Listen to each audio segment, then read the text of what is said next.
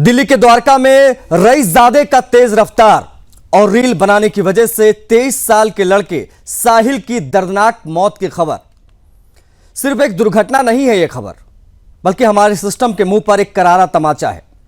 दिल्ली में द्वारका की सड़कों पर खून बिखरा रहा और वो खून सिर्फ एक हादसे के निशान नहीं थे, बल्कि एक मां के उन तमाम सपनों की आहुति है जिसे उसने 23 साल तक सींचा था। सिंगल मदर का सहारा 23 साल का लड़का साहिल अब इस दुनिया में नहीं है। साहिल धनेश्वरा अपने लिए बड़े सपने देख रहा था। मैनचेस्टर जाकर ग्रेजुएशन करने के सपने देख रहा था। जिंदगी में कुछ कर गुजरने की उसकी ख्वाहिश थी, लेकिन एक पल में उनके सपने मौत की नींद में दफन हो गए। 3 फरवरी 2026 को दिल्ली के द्वारका इलाके में हुए एक्सीडेंट में 23 वर्षीय साहिल अपनी जान गंवा बैठा। हादसा किसी सुनियोजित हत्या का मामला नहीं है, बिल्कुल नहीं है, बल्कि एक रईसजादे की वजह से हुआ एक रोड एक्सीडेंट था। तेज रफ्तार एसयूवी साहिल की बाइक को टक्कर मारती है।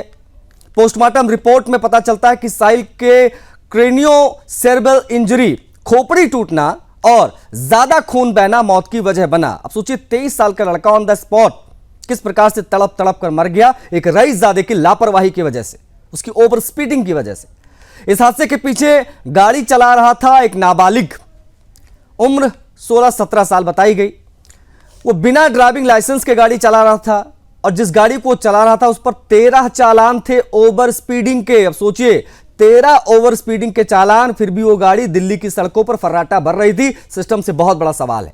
सोशल मीडिया पर रील बनाने के चक्कर में लापरवाही कर बैठा। गाड़ी पर पहले से 13 ओवर स्पीडिंग चालान थे, जैसा कि अभी बताया। हालांकि नाबालिग ने घटनास्थल से भागने के बजाय मदद की कोशिश की। बताया यह भी जा रहा कि जब वो गाड़ी ड्राइव कर रहा था उसके बगल में उसकी बहन भी बैठी थी। उसकी मां का यह आरोप है। पिता ने सार्वजनिक रूप से माफी मांगी, इसे बेटी की बड़ी गलती बताया, ब्ला ब्ला। हालांकि पुलिस ने तुरंत एफआईआर दर्ज की, उसे गिरफ्तार किया। मां के अनुसार एफआईआर में उसकी उम्र 19 साल पहले लिखी गई थी, मतलब बालिग था। कोर्ट में 16-17 साल बताया गया। जुवेनाइल यानी तुरंत उसको बाल सुधार केंद्र वाली जेल में डाल दिया गया। अगले ही दिन उसे बोर्ड परीक्षा के नाम पर जमानत भी मिल गई। अब देखिए सिस्टम किस प्रकार से हमारा काम करता है। मतलब जिसकी लापरवाही से एक 23 साल के लड़के की मौत हो गई, साहिल जिसका नाम, जिसकी तस्वीर आप मेरे बगल में देख रहे हैं, और जिसकी लापरवाही से उस बच्चे की जान गई, 23 साल के लड़के की जान गई, उसको जमानत मिल गई। भाई उसको बोर्ड परीक्षा देना है। हालांकि इसके बाद सिंगल मदर मीडिया के सामने आई।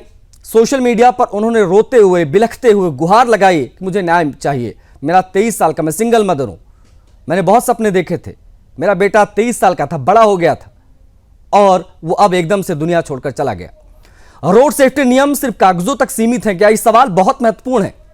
नाबालिग कोई जुर्म करे तो उसे इतनी आसानी से छोड़ देता है हमारा सिस्टम, वजह क्या?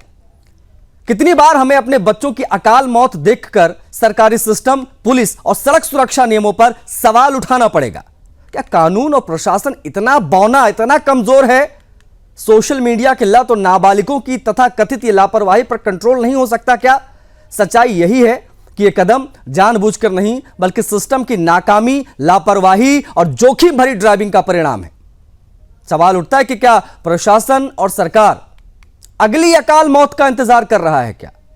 ये तमाम सवाल हैं जिसको आज हम उठाएंगे, लेकिन उससे पहले आपको बता दें कि कुछ प्रतिक्रियाएं आई। प्रतिक्रिया क्या आई, आप उस मां की पीड़ा को समझने की कोशिश कीजिएगा। जो बाइट मैं उनकी चलाने जा रहा हूं, जो बयान उन्होंने दिया जब उन्होंने सोशल मीडिया पर मदद लोगों से मांगी, उसके बाद में क्या कहा उनकी मां ने, जिसने अपने बेटे को खोया है। 23 साल की उस सिंगल मदर का कहना क्या है, एक बार प्लीज वो बयान दिखाइए। उसके बाद में कौन कौन से लोग हमारे साथ, सामाजिक कार्यकर्ता और तमाम लोग जुड़ने जा रहे हैं, जिनसे हम बात करेंगे। लेकिन उससे पहले उस मां का वो बयान जरूर सुनिए जिसने अपने 23 साल के बेटे को एक रईसजादे की लापरवाही की वजह से खो दिया। मैंने अपने बच्चे को 23 साल से एज ए सिंगल मदर पाला है और एक रईसजादे की स्कॉर्पियो जो कि स्पीड की रील और स्टंट मारने के लिए अपने घर से गाड़ी लेके निकले थे, अनलाइसेंस्ड। उस लड़के को गाड़ी चलाने भी नहीं आती। He was unlicensed driver. उसने 3 फरवरी को मेरे मासूम बच्चे को अपनी गाड़ी से ऑन द स्पॉट उड़ा दिया। मेरे बच्चे को उड़ा दिया उसने। I am a helpless mother alone. I request all media and people of Dwarka to come forward to help me, please. I request, I beg as a mother, please save your children. Please save your children and help me also. Please come forward. मैं आरोप नहीं लगा रही हूँ, ये सच है। 3 फरवरी को मेरा बेटा ऑफिस जा रहा था, ट्यूसडे का दिन था, और मेरा बेटा अपने ऑफिस से 200 मीटर ही दूर था। ये स्कॉर्पियो जो है, मेरा बेटा इधर से आ रहा था, तो ये स्कॉर्पियो ऑपोजिट साइड से अपनी सोसाइटी से आ रही थी, और ये लड़का जो अक्षत्र सिंह जो ये स्कॉर्पियो चला रहा था, ये स्टार्टिंग से ही लेफ्ट मुड़ने के बाद बहुत ज़्यादा स्पीड में था ये। और ये जो है, ये उस दिन जो एफआईआर हुई है उसके हिसाब से उस दिन बताया गया एफआईआर में कि ये 19 साल का है, तो ये 18 साल से ऊपर का है एज पर एफआईआर। उस दिन की एफआईआर, बाद में इसको जुवेनाइल बताया गया, लेकिन उस दिन एज पर एफआईआर इसको 19 साल का बताया गया था। और पैसेंजर सीट पर इसकी बहन थी। ये लोग अपने घर से फन रील्स बनाने के लिए निकले थे, स्पीड वाली रील्स ही बनाए थे इन्होंने। वो जो रील बनाई है उसमें क्लियरली इनकी स्पीड दिखाई दे रही है, पता चल रहा है कि कितनी स्पीड, क्योंकि जब मुड़ा है सोसाइटी से, मुड़ते ही इसने फुल एक्सीलेटर दे रखा है अपनी गाड़ी पे। इसकी सिस्टर जो पैसेंजर सीट साथ में बैठी थी वो रील्स बना रही थी, और इनका ध्यान दोनों का रील पर था। तो मामला वाकई बहुत गंभीर है, दर्दनाक है और स्थिति चिंताजनक है। इसी पर आज हम बात करेंगे, क्योंकि ये बेहद महत्वपूर्ण हो जाता है कि सड़कों पर किस प्रकार से गाड़ियां चल रही हैं, उस पर कोई लगाम क्यों नहीं है। एक नाबालिग स्कॉर्पियो दौड़ाता है और एक 23 साल का लड़का, जिसका नाम साहिल है, जो तमाम सपने देखता है, मैनचेस्टर में जाकर पढ़ाई का, अगस्त में उसको लंदन जाना था। ये तमाम जानकारियां अभी पता चल रही हैं। उसने अपने घर के दीवारों पर नोट्स टांग रखे थे कि फला साल में मुझे ये करना है, फला साल में मुझे ये करना है और बहुत कुछ अचीव करना है। तमाम चीज़ें अब सामने आ रही हैं तो कलेजा फट सा जा रहा है उस माँ के बारे में सोचकर, जो सिंगल मदर होकर अपने इस 23 साल के लड़कों को सींच रही थी, और एकदम से पता चला कि उसका बेटा इस दुनिया को छोड़कर चला गया है एक रईसजादे की लापरवाही की वजह से। पैनल में कौन कौन से लोग कनेक्ट हो गए हैं आपको बता दें, उसके बाद में हम बात करेंगे। डॉक्टर अब्रेल मलिक स्क्रीन पर दिख रहे हैं, बीजेपी का प्रवक्ता, स्वागत है आपका। हमारे साथ शैलेंद्र सिंह जी हैं, सामाजिक कार्यकर्ता हैं। शैलेंद्र जी, आपका भी बहुत स्वागत है। एकेडी द्विवेदी जी हमारे साथ हैं, पूर्व डीजीपी हैं, सर आपका भी बहुत स्वागत है। और हमारे साथ बरखा जी हैं, बरखा तेहान, सामाजिक कार्यकर्ता हैं। बरखा जी, आपका भी बहुत स्वागत है। शुरुआत में इस बातचीत की करूंगा भारतीय जनता पार्टी के प्रवक्ता के साथ, क्योंकि सरकार उनकी अब दिल्ली में है। अब्रेल मलिक जी, दिल्ली में 13 ओवर स्पीडिंग चालान वाली गाड़ी सड़क पर फर्राटा भर कैसे रही थी? सिस्टम की कितनी बड़ी और खुली लापरवाही है सर?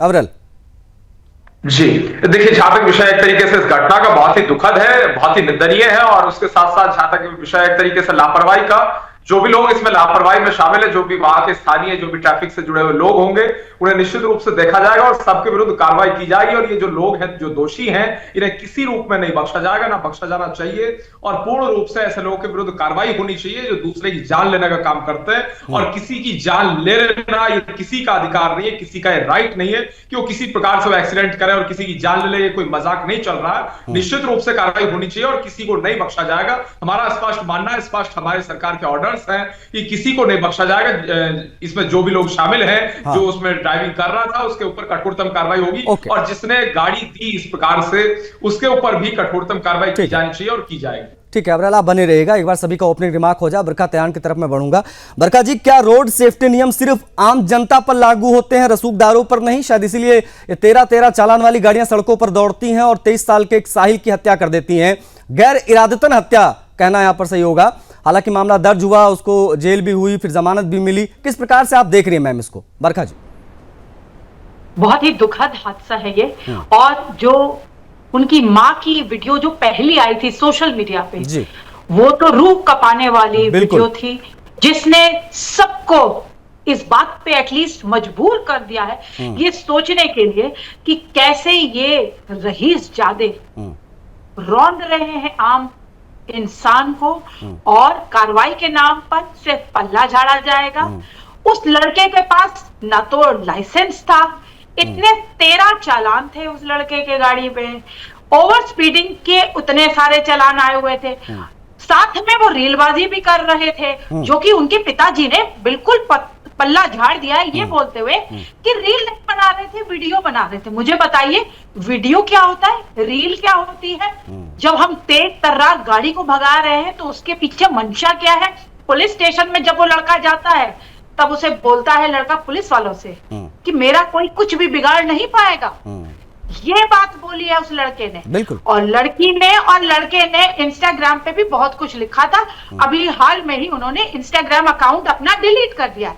कल मैं कई शोज पे थी जहां पिताजी ने सिर्फ ये बोला, सॉरी, मैं लड़के के पिता जिसने एक्सीडेंट किया है, जो सिर्फ मात्र 10वीं का छात्र है, इस माता पिता ने उसे गाड़ी की चाबी दी कैसे? मुझे आप बताइए, आपका लड़का जिसके पास लाइसेंस नहीं है, आप एसयूवी जैसी गाड़ी, इतनी बड़ी गाड़ी को आप उसे सौंप दे रहे हैं, क्या उसका माइंड डेवलप है? क्या वो मैच्योर है? गाड़ी चलाने लायक है?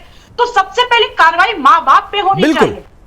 ये कार्रवाई पिता पे होनी चाहिए। पिता की अरेस्टिंग की मैं मांग करती हूँ, सरकार से गुहार लगाती हूँ कि ना तो ये पहला केस है ना या आखिरी केस है, लेकिन हो सकता है ये केस एक आई ओपनर बने, क्योंकि साहिल एक अकेला बच्चा था अपनी माँ का, और पूरा परिवार उजड़ गया। उस माँ की कोख को सूना कर दिया आपने। ऐसी लाखों माएं होंगी जिन्होंने अपने बच्चों को गवा दिया, लेकिन अब जागना होगा। बिल्कुल, ये बहुत बड़ी की मांग है। अगर ये नहीं हुआ तो सिस्टम की बहुत बड़ी लापरवाही कही जाएगी और समाज को आगे आना पड़ेगा। मैम प्लीज बने रहिएगा आप। शैलेंद्र सिंह जी भी हमारे साथ हैं, सामाजिक कार्यकर्ता हैं। शैलेंद्र जी, ये आज की ये जो रील संस्कृति है, ये युवाओं को किस ओर ले जा रही है? एक चीज ये, दूसरी चीज ये कि ये जो कुछ भी हुआ, इस पर आपकी टिप्पणी महत्वपूर्ण होगी सर। शैलेंद्र जी, शैलेंद्र सर की आवाज दीजिएगा, एक बार अनम्यूट कर लीजिएगा सर, डिवाइस को अनम्यूट कर लीजिए सर। हाँ, डिवाइस को अनम्यूट। जी आशीष जी। हाँ, अब आपकी आवाज आ रही है सर, प्लीज। आशीष जी, गलती तो उस लड़के की भी है और उससे ज्यादा गलती उसके माँ बाप की है। जो बच्चा एडल्ट नहीं है, जिसके पास लाइसेंस नहीं है, उसको रील बनाने के लिए, वीडियो बनाने के लिए आप इतनी बड़ी गाड़ी दे रहे हैं। लेकिन उससे भी बड़ी गलती हमारी सिस्टम की है कि जिस गाड़ी पे 13-13 चालान है, सरकार और सिस्टम क्या कर रहा है। और जैसा कि अभी बरखा जी ने कहा कि ये कोई पहली और आखिरी घटना नहीं है जी। इस तरह की घटनाएं अभी दिल्ली में हुई थी कि तालाब में डूब के एक बच्चा मर गया था सिस्टम की वजह से। नोएडा में एक घटना हुई थी जिसमें युवराज, बिल्कुल इंजीनियर, हाँ, 87 मिनट तक युवराज पानी में डूबता रहा, मरता रहा, तड़पता रहा, लेकिन किसी ने उसकी मदद नहीं की। ये क्या हो रहा है? ये सिस्टम क्या कर रहा है? सरकार क्या कर रही है? हम सभी सामाजिक संगठनों को, समाज के लोगों को, जनता को आगे आना पड़ेगा और इस तरह के मुद्दों के खिलाफ, सरकार के खिलाफ हमें सड़कों पे उतरना पड़ेगा। और देखिए, मैं एक किसान संगठन का, भारतीय किसान यूनियन इंडिया का जी सलाहकार भी हूँ। और मैं आपको एक बात इसी मंच से बता दूं कि जो नोएडा में एक कांड हुआ था जिसमें सिस्टम की वजह से युवराज की मौत हो गई जी, और उसके फादर नोएडा छोड़ के लंदन चले गए, उसमें भारतीय किसान यूनियन इंडिया बहुत जल्द सिस्टम के खिलाफ सड़कों पे उतर रही है। ठीक, आवश्यकता भी है, आवश्यकता भी है। इस घटना के खिलाफ भी सड़क पे उतरने वाले हैं। आवश्यकता है सर, इसकी बहुत आवश्यकता है, क्योंकि सिस्टम सो रहा है, इसको जगाना बहुत जरूरी है। इस प्रकार से तो नहीं चलेगा। 13-13 चालान वाली गाड़ियां खुलेआम घूमती रहें, किसी को उड़ाती रहें, और ये ट्रैफिक मॉनिटरिंग सिस्टम या कोई सिस्टम है भी या ये सिर्फ कागजी बातें हैं? इस पर हम आप बात करेंगे। AKD द्विवेदी जी हमारे साथ है, पूर्व DGP हैं। सर, 13 चालान के बाद भी ये गाड़ी अब तक जब्त क्यों नहीं की गई? क्या आप मानते हैं अगर इस प्रकार की गाड़ियां जब्त टाइम पर कर ली जाए, हमारा ट्रैफिक मॉनिटरिंग सिस्टम सही से काम करे, तो शायद इस प्रकार की चीजों पर थोड़ी लगाम लगाई जा सके? किस प्रकार से आप देख रहे हैं सर इस पूरी घटना को? द्विवेदी जी। बिल्कुल सही कह रहे हैं आप कि 13 चालान के बाद भी ये गाड़ी सड़क पर चलती रही तो निश्चित रूप से पुलिस कर्मियों की और परिवहन विभाग का इसमें दोष है, उनकी जिम्मेदारी बनती, इसमें कोई संदेह नहीं है जी। दूसरी बात एक मैं कहना चाह रहा हूँ, 13 चालान के बाद भी ये गाड़ी सड़क पर चल रही है। मुझे व्यक्तिगत रूप से जानकारी है 30-35 चालान वाली गाड़ियां भी दिल्ली में नहीं कई शहरों में चल रही हैं और उन पर कोई रोक नहीं लग पा रही है। लेकिन ऐसी बातों के लिए पुलिस विभाग, परिवहन विभाग दोषी है। प्रमुख कारण ये है, मैं बता दूं कि तमाम बड़े शहरों में, चाहे वो दिल्ली हो, कानपुर हो, लखनऊ हो, बेंगलोर हो, ऐसे शहरों में जगह जगह पर CCTV लगे हुए हैं। CCTV को देख करके पुलिसकर्मी ओवर स्पीडिंग की या ट्रैफिक रूल्स के वायलेशन से संबंधित मामलों में चालान कर देते हैं और चालान कोर्ट भेज देते हैं, लेकिन जिस वाहन का चालान करते हैं उस वाहन स्वामी का फोन नंबर वाहन से लिंक नहीं होता है, जिसके कारण वाहन स्वामी को पता ही नहीं चल पाता है कि उसके वाहन का चालान हुआ है। और कोर्ट मामला जाने के बाद कोर्ट से सम्मन वगैरह सामान्य तौर पर जारी होने में विलंब होता है, जिसके कारण ये चलते रहते हैं वाहन जो है। तो मुझे जानकारी है भारत सरकार प्रयास कर रही है कि भारत में जितने भी वाहन हैं, किसी भी प्रकार के वाहन हैं, वाहनों के स्वामी के फोन नंबर को वाहनों से लिंक कर दिया जाए, उनके रजिस्ट्रेशन नंबर से। इसका प्रयास हो रहा है, लेकिन अभी बहुत कम संख्या में वाहनों को फोन से लिंक किया जा सका है, जिसके कारण ये स्थिति उत्पन्न हुई है। दूसरे पुलिस कर्मियों को भी ये प्रयास करना चाहिए कि जिसका चालान किया उसको कोर्ट से चेक करें कि कितने मामलों में कार्रवाई हुई और कितने मामलों में कार्रवाई नहीं हुई है, और जिनके कार्रवाई नहीं उनके वाहन को सीज करके करना चाहिए। तो एक बात तो मुझे ये कहनी थी, इस वजह से ये स्थिति आ रही है। दूसरी बात, ये बड़ी दुखद घटना तो है, पिछले कुछ दिनों से हर टीवी चैनल पे ये बात आ रही है, और प्रायः प्रतिदिन किसी न किसी शहर में ऐसी दुखद घटनाएं हो रही हैं। इस टीवी चैनल पर आज तमाम वक्ता कह रहे हैं कि सरकार क्या कर रहा है, सिस्टम क्या कर रहा है। बिल्कुल सही है, सरकार क्या कर रही है, सिस्टम क्या कर रहे हैं, लेकिन जरा इसको भी सोचने की जरूरत है। सब कुछ सरकार और सिस्टम नहीं कर सकता।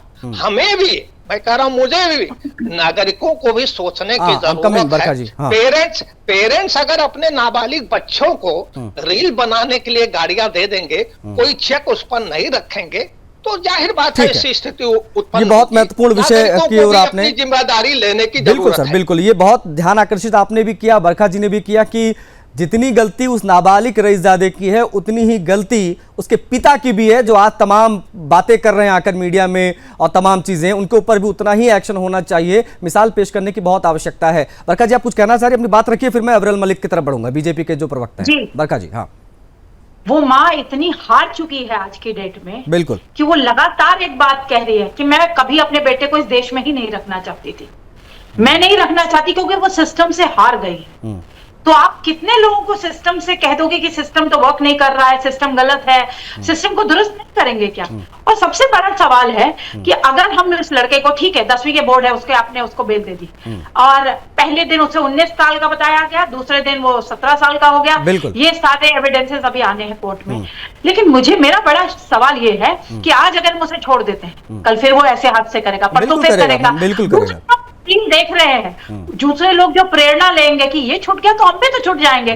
तो इसलिए कड़े से कड़े एक्शन होना चाहिए, ना ही सिर्फ लड़के के ऊपर, माता पिता के ऊपर। सबसे बड़ी गैर जिम्मेवारी जो थी माता पिता की थी। और उससे बड़ी भी बात आपको एक और बता देती हूँ, क्योंकि मैं फैमिली के साथ कनेक्टेड हूँ, मैं 2 दिन से वही जा रही हूँ। मैं आपको ये बताती हूँ कि वहां पर कई लोग खड़े थे जो सिर्फ वीडियो बना रहे थे, एम्बुलेंस खड़ी थी, एम्बुलेंस ने अपनी सेवाएं नहीं दी, किसी ने भी। वो लड़का क्या एकदम से नहीं मर गया, अगर उसको टाइमली हॉस्पिटल पहुंचा दिया जाता तो वो बच जाता। जैसे कि अभी आप थोड़े दिन पहले ही फाइनेंस मिनिस्ट्री में काम करने वाले एक युवक की डेथ हो गई थी, वो भी एक एक्सीडेंट था और वो महिला 2 घंटे तक उन्हें हॉस्पिटल नहीं पहुंचा। ये बहुत दुखद है, ये इतना दुखद है, ये मेरे ऊपर भी बीती है। मेरे छोटे भाई का मैम एक्सीडेंट हुआ था, अब जब वो ठीक हो गया पूर्ण रूप से तो वो मुझे बताता है कि भैया जब मेरा एक्सीडेंट हुआ तो मैं बेसुध पड़ा था, जितना वो याद कर पा रहा, ब्रेन इंजरी उसको मैम हुई थी। उसने बताया कि बहुत सारे लोग आ रहे थे, फोटो खींच रहे थे और चले जा रहे थे, इवन पुलिस वाले भी आए तो उन्होंने भी फोटो खींचा और चले गए। ये अगर चीजें हैं ना, वो तो भगवान की कृपा थी, उसको और 2-4 लोग हमारे गांव के पहुंचे, उन्होंने उसको बचाया, हॉस्पिटलाइज कराया, वो अभी ठीक है। लेकिन जिसको नहीं इलाज समय पर मिल पाता उसके साथ यही होता है जो साहिल के साथ हुआ। ये बहुत बड़ा सवाल है, ये हमको भी अपने आप से पूछना बहुत जरूरी है कि ये चल क्या रहा है और हमारी जिम्मेदारी क्या है। जो अभी डीजीपी साहब ने भी कहा कि हमें खुद से भी बात करनी जरूरी है कि हम कितने जिम्मेदार हैं इन तमाम चीजों के, उसके बारे में भी बात करना बहुत जरूरी है। हमारे साथ अबरल भी हैं। अबरल, एफआईआर में उम्र 19 साल उसकी मां का भी ये कहना है और बरखा जी भी ये कह रही हैं, बाद में 16-17 साल बताई गई, जुवेनाइल भेजा गया, जमानत मिली। कानूनी प्रक्रिया से खिलवाड़ जैसा मामला नहीं लगता सर क्या ये? और ये रईसजादों के ऊपर कानून इतना नरम क्यों हो जाता है? बिल्कुल, निश्चित रूप से वो भी एक विषय है और उसके साथ साथ ये भी एक बड़ा विषय है कि लोगों की आत्मा आखिर कहां मर गई है, कितनी बेशर्मी लोगों के अंदर है कि उनमें इतने भी संस्कार नहीं है कि वो सामने वाला अगर मरने जा रहा है बावजूद इसके उसे अस्पताल तक पहुंचा दे, इतना भी नहीं कर सकते।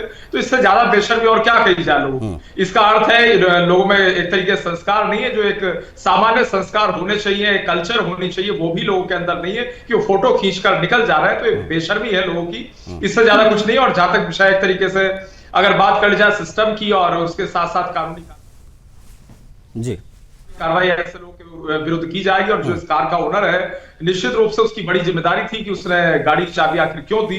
ये सवाल है, बड़ा सवाल है और ऐसे लोगों के खिलाफ कार्रवाई होनी चाहिए। और जहां तक विषय एक तरीके से द्विवेदी साहब कह रहे थे, एक तरीके से लोगों में जागरूकता की बहुत आवश्यकता है। और उसके साथ साथ जहां तक विषय एक तरीके से लोगों को सोचना पड़ेगा, ये सामाजिक मुद्दा भी है, सामाजिक इशू भी है और सरकार से ज्यादा ये समाज का विषय है, चिंता योग्य विषय। और उसके साथ साथ जो जिस प्रकार की घटना घटित हुई है बहुत ही दुखद है, निंदनीय है। और एक तरीके से अगर कार्रवाई की बात कर जाए ट्रैफिक पुलिस वालों के विरुद्ध भी, जो वहां के स्थानीय लोग हैं उनके खिलाफ भी कठोरतम कार्रवाई की जानी चाहिए और की जाएगी। ठीक है अविरल जी, आप बने रहेगा। देखिए 3 फरवरी 2026 को जो हुआ उसको हम जो है शब्दों में समाहित नहीं कर सकते। द्वारका इलाके में 23 साल का एक लड़का जिसकी मौत हो गई, साहिल उसका नाम। ये सुनियोजित हत्या का मामला नहीं है, बिल्कुल नहीं है, लेकिन रईसजादे की वजह से हुआ एक रोड एक्सीडेंट, ये अपने आप में बहुत महत्वपूर्ण है। शैलेंद्र जी की तरफ मैं बढ़ूंगा। शैलेंद्र जी, क्या आशीष जी बस मैं एक लाइन यहाँ पे बोलना चाहूंगी। जल्दी आशीष जी, जी आशीष जी बस एक लाइन। जी मैम। ये हम फिर वही नहीं पल्ला नहीं झाड़ सकते कि ये सामाजिक विषय है। ये ऐसा विषय नहीं, कानून के में बदलाव की जरूरत है। मैं उसी पर कोई भी जुवेनाइल ऐसे छुटना नहीं चाहिए, क्योंकि रईसजादों को लगातार गाड़ियां मिलती रहेंगी और ये एक्सीडेंट ऐसे होते रहेंगे, आम आदमी मरते रहेंगे। मैं इसी पर अगला सवाल शैलेंद्र जी से लेना चाहता था। शैलेंद्र जी, क्या अब सर समय आ गया है, जो अभी वर्षा जी ने भी ध्यान आकर्षित किया, जो मैं पूछने भी वाला था, क्या अब समय आ गया है कि गंभीर सड़क हादसों में या गंभीर वारदातों में अगर नाबालिग इन्वॉल्व है, वो सोच सकता है, समझ सकता है, गाड़ी चला सकता है, हत्या के लिए बंदूक ला सकता है, गोली चला सकता है, तो क्या उसके ऊपर वयस्कों की तरह सजा देने का कानून का प्रावधान नहीं होना चाहिए? क्या इसमें सुधार की आवश्यकता है क्या सर? ये बहुत महत्वपूर्ण है और मैं इस पर आपका राय जानना चाहूंगा। शैलेंद्र जी अनम्यूट कर लीजिएगा सर एक बार, या ऑडियो दीजिए भैया पीसीआर शैलेंद्र जी।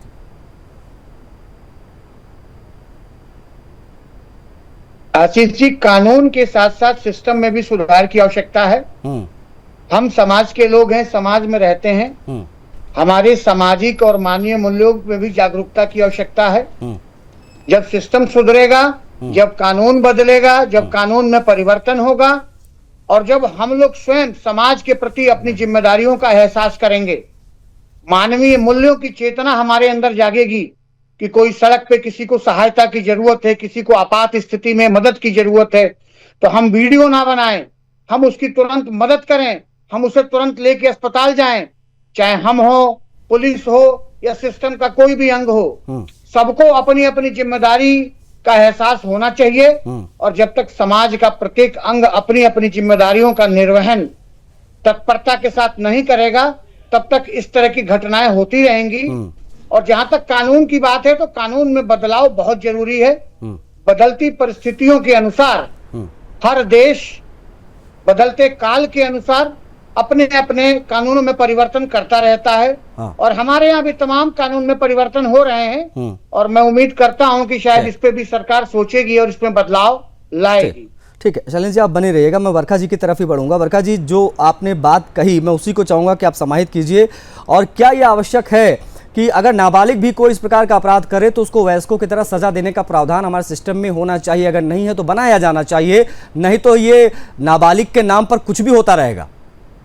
जी बिल्कुल, जब आपने वयस्क समझ करके, एक एडल्ट समझ करके चाबी सौंप दी उसको एसयूवी की और तेज तर्रार एसयूवी चलाने की आपने छूट भी दे दी, तो फिर बिल्कुल कानून भी ऐसे होने चाहिए कि उसकी कड़ी से कड़ी सजा दी जाए। और माता पिता मैं फिर भी कहूंगी ज्यादा जिम्मेवार हैं, क्योंकि वही ऐसे हादसों को बढ़ावा देते हैं। और दूसरे माता पिता, अभी मुंबई में भी तो कल ही वो लड़का मर गया, 10 दिन जो स्कूटी ड्राइव कर रहा था और उसको एक माइनर ने मार दिया था। पुणे का भी यही केस है। पुणे में जो पॉर्श केस था उसमें भी तो यही हुआ था, माइनर ने उसकी बिटिया को मार दिया किया था। लेकिन यहाँ पर सवाल यही, केस तो हम अनगिनत आपको गिना सकते हैं, एक के बाद एक के बाद एक के बाद एक, लेकिन होता क्या है, एक ऐसे लिख दीजिए, आप कम्युनिटी सर्विस कर दीजिए और छूट जाइए। ऐसा नहीं होना चाहिए, आपको वयस्क की तरह ट्रीट करके आपके ऊपर कड़ी से कड़ी कार्रवाई होनी चाहिए। और ये जो बातें बोली जाती हैं, सॉरी का यहाँ पे कोई भी जगह नहीं है, क्योंकि आपने एक इंसान को मार डाला, एक पूरे परिवार को खत्म कर दिया। अब वो माँ, चाहे हम कितनी भी बातें कर ले, चाहे हम कुछ भी कर ले, क्या वो बेटा आ सकता है? उस माँ को उस बेटे को सौंपा जा सकता है? नहीं। तो ये बहुत गंभीर विषय है और सरकार को अब जागना होगा और सोचना होगा कि ये गलत है। कितने लोग गड्ढे में गिर के मर जाते हैं। हाँ, बिल्कुल, बहुत मामले हैं, बहुत मामले। अभी अगर हम इस पर अगर रिसर्च करने बैठ गए तो अनगिनत सैकड़ों हजारों मामले ऐसे निकलकर सामने आएंगे। और ये बहुत चिंता। अभी कानपुर वाला कांड देखे ना, वो लैम्बोर्गिनी चलाने वाला कांड, किस प्रकार से क्या चीजें, कैसे कानून से कबड्डी खेल के लोग बच जाते हैं। ये अपने आप में बहुत महत्वपूर्ण विषय है। द्विवेदी जी की तरफ मैं बढ़ूंगा।